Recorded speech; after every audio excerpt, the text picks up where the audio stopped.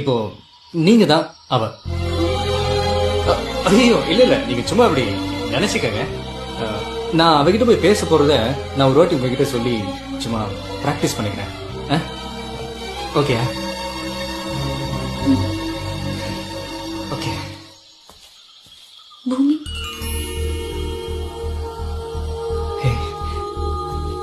வந்துட்டியா? என்னால நம்பவே முடியல. இவ்வளவு நாள் என் முன்னாடி வராம ஏன் இப்படி பண்ண? நீ நீ உண்மையிலே என்ன காதலிக்கிறியா இல்ல சும்மா விளையாடுறியா?